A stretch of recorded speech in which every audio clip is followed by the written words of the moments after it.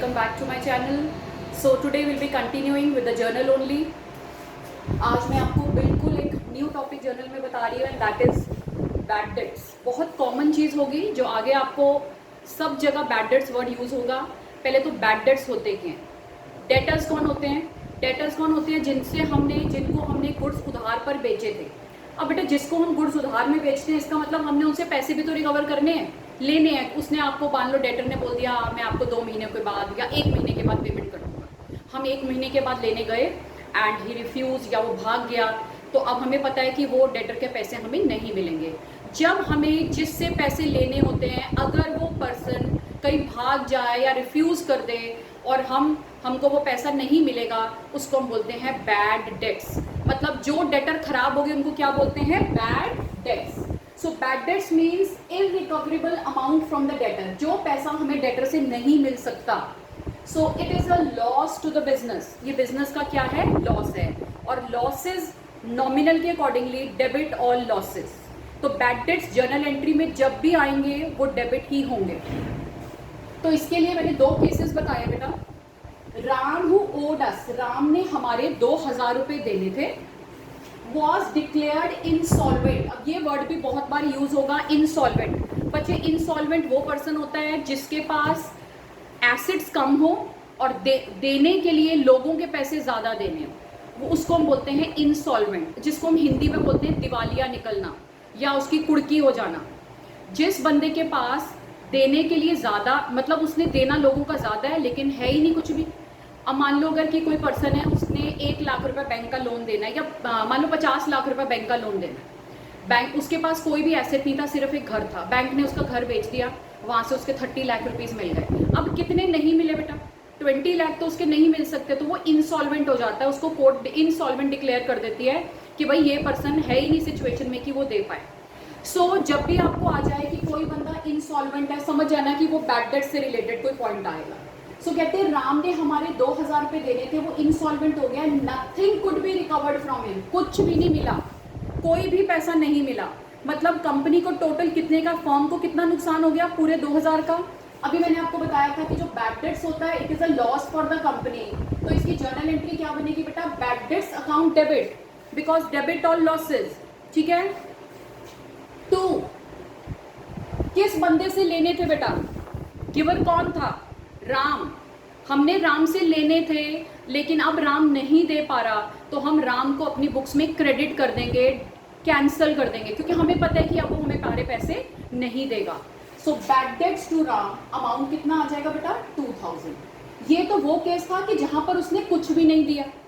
अब इसी के नीचे आ जो अगला केस है, अनिल हु ओड अस 10,000. इसने 10,000 देने थे, ही इज डिक्लेयर्ड इंसॉल्वेंट. ये भी इंसॉल्वेंट हो गया. ओनली 40 पैसा इन अ रुपी बेटा. 1 रुपी इज इक्वल टू 100 पैसा. 1 रुपये में 100 पैसे होते हैं. कहते हैं आपको 40 पैसे मिल गए. अगर आपने उससे 1 रुपये लेना था, आपको 40 पैसे मिल गए. 40 पैसे का मतलब होता है बेटा 40%. आपको 10,000 रुपये लेने थे, उसमें से आपको उसमें से कैश कितना मिल गया? 40%. 4,000 मिल गया. कितना नहीं मिला? जितना नहीं मिला वो बैड डेट्स है. मतलब 60% नहीं मिला, 6,000. ठीक है. अब अगर मैं इसकी जर्नल एंट्री पास करूंगी तो वो क्या एंट्री बनेगी बेटा? जितना मिल रहा है कैश अकाउंट डेबिट, कितना मिल रहा है हमें? 4,000. कितना नहीं मिला जो लॉस है? Bad debts account debit 6,000 to Anil. जिस बंदे ने देने थे उसको कर दो क्रेडिट. सो ये था जहां पर कुछ नहीं मिलता तो बैड डेट्स टू. डेटर का नाम. जब कुछ मिल जाता है, जितना मिल जाता है वो कैश में, जितना नहीं मिला वो बैड डेट्स में, बाकी का जो भी टोटल अमाउंट होगा वो डेटर में आ जाएगा. ठीक है बच्चे. अब मैं आपको एक और चीज़ बता रही हूँ and that is bad debts recovered. Bad debts and bad debts recovered are both are different items, both are different terms. Bad debts recovered.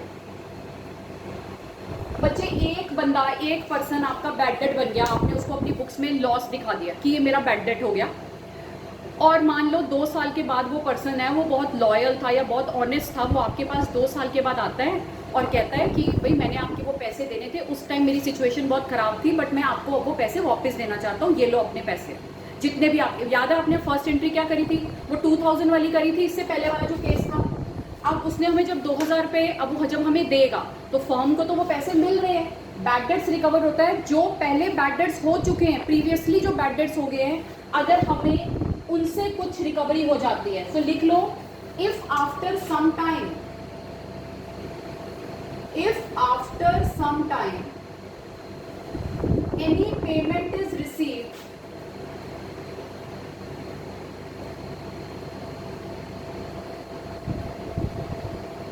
From the bad debts, अगर हमें बैड डेट से कुछ पेमेंट मिल जाती है, तो बेटा जब firm को कुछ पैसे मिलेंगे तो cash account debit, real account है डेबिट व्हाट कम्स इन। लेकिन अब हमने उस पर्सन का नाम नहीं लिखना, हमने कहना है जो पहले बैड डेट था अब वो रिकवर हो गया, सो bad debts recovered is your income, firm की इनकम है, and credit all incomes and gains. इसलिए हमने बैड डेट्स रिकवर्ड को क्या किया? क्रेडिट कर दिया। हमने बेटा पिछली क्लास में मैंने आपको एक ट्रेड डिस्काउंट और कैश डिस्काउंट का कॉन्सेप्ट बताया था। अब मैं आपको एक मिक्स जर्नल एंट्री बता रही हूँ जिसमें trade discount and cash discount दोनों आएगा, and that is very very important. Clear? So अब मैं आपको वो लिखवा रही हूँ उसका एग्जाम्पल। ऐसे जर्नल एंट्रीज बहुत आती हैं। तो सबसे पहले है कि bought goods from Neeraj for ₹20,000 at 10% trade discount. मैंने आपको पिछली क्लास में बताया था trade discount is never shown in the books, ठीक है। 10% का ट्रेड डिस्काउंट था and cash discount of 2%। Cash discount सिर्फ उसी अमाउंट पे मिलता है जितना अमाउंट डेटर हमें कैश में दे देता है। फिर लिखा है पेड 40% अमाउंट इमीडिएटली। यहाँ पर हमें डिस्काउंट मिलेगा क्योंकि हमने किसी से गुड्स खरीदे हैं। बेटा ये प्लीज ध्यान से समझना। देखो हमने जो टोटल गुड्स खरीदे वो कितने के खरीदे थे? 20,000 के। उस पर आपको डिस्काउंट, ट्रेड डिस्काउंट कितना मिला? 10%। 10% का ट्रेड डिस्काउंट मैंने माइनस कर दिया। अब ये मेरी परचेजेस है। मैं 20,000 को अपनी परचेजेस नहीं बोलूंगी, मैं कितनों को बोलूंगी? मैं 18,000 को अपनी परचेजेस बोलूंगी कि 18,000 मेरी परचेजेस हैं। 2% का कैश डिस्काउंट है। कैश डिस्काउंट सिर्फ उस अमाउंट पे मिलेगा जो हम कैश में देंगे, और क्वेश्चन में लिखा है पेड 40% अमाउंट इमीडिएटली। हमने 18,000 के गुड्स खरीदे लेकिन पेमेंट कितनी करी? सिर्फ कैश में 40%। इसका मतलब है जो बाकी का 60% है वो बेटा उधार है, वो मैंने अभी नहीं दिया, मैंने टाइम पीरियड ले लिया कि मैं आपको 15 डेज में दे दूंगी। लेकिन जो अमाउंट मैं अभी पे करूंगी उस पर आई गेट डिस्काउंट। तो पहले आप 18,000 का 40% निकालो बेटा। 18,000 का 40% बनता है 7,200। जो बाकी का 60% बनेगा वो क्रेडिट है। अब क्वेश्चन में लिखा था 2% का कैश डिस्काउंट। कैश डिस्काउंट उस अमाउंट पे मिलेगा जो हम कैश में देंगे, मतलब कैश डिस्काउंट यहां से लेस होगा। 7,200 का 2% निकालो। 7,200 का 2% कम्स टू 144। अब इसको लेस करो। 7,200 अगर हमने कैश देना था, 144 का डिस्काउंट मिल गया, इसका मतलब हम कितना पैसा बेटा कैश में देंगे? 7056। अब इसकी एंट्री कैसे बनेगी वो देखो, वेरी वेरी इंपॉर्टेंट एंट्री। देखो बेटा पहले तो गुड्स परचेजेस, गुड्स कितने के खरीदे हैं मुझे इसको तो देखना ही नहीं ना, ट्रेड डिस्काउंट तो मुझे देखना ही नहीं। मैं सीधा लिखूंगी purchases account debit 18,000 to cash. Cash कितना पे किया है आफ्टर द डिस्काउंट? 7056। आपको मैंने बताया था कैश और डिस्काउंट दोनों बहन भाई हैं, ये हमेशा साथ रहेंगे। कैश है क्रेडिट तो डिस्काउंट भी क्रेडिट। कितने का? क्योंकि ये मेरी इनकम है, मुझे इनकम मिल रही है 144। और बच्चे जो क्रेडिट में है, जो उधार है, ठीक है, गुड्स किससे खरीदे थे? Neeraj. Neeraj is the giver, उसने हमें बाकी के गुड्स तो अभी उधार में दिए, वो आ जाएगा 10,800। ये होता है कि जब हम कुछ गुड्स उधार में खरीदते हैं, कुछ गुड्स कैश में पे करते हैं, तो ट्रेड डिस्काउंट तो पहले टोटल पे लग जाएगा। ट्रेड डिस्काउंट का इसके बाद कोई काम नहीं है, आपने सम को यहाँ से शुरू करना है। उसके बाद आपने देखना है कितना अमाउंट हम कैश में पे कर रहे हैं और कितना उधार है। जितना कैश में पे कर रहे हैं कैश डिस्काउंट उस अमाउंट पे लगेगा और उस अमाउंट से लेस हो जाएगा। जो अमाउंट नेट आएगा वो हम कैश में लिखेंगे, जितना डिस्काउंट मिला वो उसके साथ आ जाएगा, और जितना उधार में था वो उस बंदे का जो हमारा क्रेडिटर है जिससे हमने गुड्स खरीदे। ठीक है बच्चे? सो ये थी हमारी combined trade discount and combined cash discount. This is very very important journal entry. ये बहुत इंपॉर्टेंट है हमारा उसके अंदर, जर्नल के अंदर टॉपिक आ जाता है बेटा। और एक आज आपको लास्ट बता रही हूँ and that is opening journal entry. Opening journal entry क्या होती है? हम बच्चे हर साल हम अपनी बुक्स क्लोज करते हैं और बुक्स क्लोज करने के बाद हम क्या देखना चाहते हैं कि हमने पूरे साल में कितना प्रॉफिट या लॉस, प्रॉफिट है तो अर्न किया या लॉस है कि इनकर किया। तो हर साल हम क्या करते हैं, जैसे हम न्यू एडमिशन होती है, जब हम एक क्लास से दूसरी क्लास जाते हैं तो हम अपनी न्यू बुक्स लेते हैं। वैसे जब हम न्यू बिजनेस शुरू करते हैं तो हम हर साल अपनी न्यू बुक्स लगाते हैं। लेकिन उसमें एक चीज़ ध्यान रखते हैं कि जो हमारे पिछले साल में, साल के एंड में जो भी हमारे एसेट्स थे या लाइबिलिटीज़ थे, हम उनको अगले साल की बुक्स में उसको कैरी फॉरवर्ड करते हैं। जब हम पिछले साल के एसेट्स एंड लाइबिलिटीज़ को नेक्स्ट ईयर की बुक्स में कैरी फॉरवर्ड करते हैं उसको हम बोलते हैं opening journal entry. So opening journal entry भी आपको एमसीक्यू में आ सकती है। ओपनिंग जर्नल एंट्री कहती है जितने भी एसेट्स हैं आपके पास साल के एंड में, वो इस ईयर के बिगिनिंग में, मान लो आपका बिगिनिंग है 1 जनवरी, तो आप क्या करोगे, जितने भी एसेट्स फर्म के पास हैं सारे एक एक करके लिख दोगे। Assets account debit individually, individually का मतलब है एक एक करके। जैसे एक स्टॉक है तो स्टॉक, डेटर्स, ऐसे नहीं लिखना कि सारे एसेट्स की कंबाइंड वैल्यू, नो, एक एक करके सारे एसेट्स लिखेंगे। टू लाइबिलिटीज, जितनी लाइबिलिटीज हैं उनको भी इंडिविजुअली लिखेंगे। मान लो आपका बैंक लोन है या आपका क्रेडिटर है तो you write to bank loan to creditor. Now आप सबको पता है हमारी इक्वेशन होती है assets is equal to liabilities plus capital. Assets is equal to liability plus capital, मतलब एसेट, लाइबिलिटी और कैपिटल के बराबर होने चाहिए।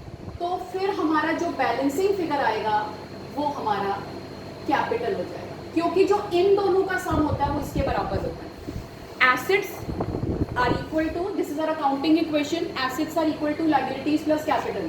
अगर आपको सारे एसेट्स पता है और आपको सारी लाइबिलिटीज पता है तो बैलेंसिंग आपका टैली नहीं करेगा, journal entry won't tally, because capital भी तो आनी बाकी है। तो जो भी आपका बैलेंसिंग फिगर होगा वो आपकी कैपिटल होगी। So this is your opening journal entry. तो ये आपको एमसीक्यू में आ सकता है। जैसे मैं आपको एक एग्जांपल से बता रही हूँ बेटा कि आपको क्वेश्चन में लिखा है कि एक फर्म थी, उसके डेटर थे 40,000, प्लांट था 1 लाख का और बिल्डिंग थी 2 लाख की, कैश था 60,000। ठीक है, ये 4 उनके एसेट्स थे और उनकी लाइबिलिटीज में क्रेडिटर्स थे 50,000 के, बस ये था।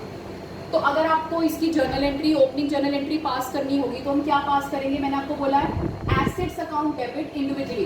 तो मैं इसमें क्या करूंगी, जैसे अगर मैंने इसकी जर्नल एंट्री पास करनी है, so I write debtors debit 40,000, plant debit 1 lakh. मैं बेटा अभी आपको फॉर्मेट में नहीं बताती हूँ, ठीक है, क्योंकि पढ़ाते पढ़ाते दिमाग से निकल जाता है कि फॉर्मेट भी बनाना है जर्नल का। आप लोगों ने फाइनल्स में जब भी आपके पेपर होंगे आपने बनाना है। Cash account debit, so these are the 4 assets, ये डेबिट हो गए। लाइबिलिटी अपनी सिर्फ एक ही दे रखी है, वो है क्रेडिटर्स 50,000।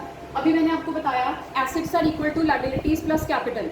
सो ये एसेट्स हैं, जो भी आपका बैलेंसिंग फिगर आएगा that will be transfer to capital account. कैसे, इन सब का टोटल कर लो बेटा, 2 लाख, 3 लाख, 4 लाख। 4 लाख डेबिट साइड का है, 50,000 क्रेडिट साइड का है, तो कैपिटल कितनी आ जाएगी, 3,50,000। इसकी नरेशन क्या होगी, being assets and liabilities transferred, या आप ये भी लिख सकते हो being opening journal entry pass. So this was your opening journal entry. I hope जितना आज मैंने आपको कराया आप सबको क्लियर हो। Okay, bye bye.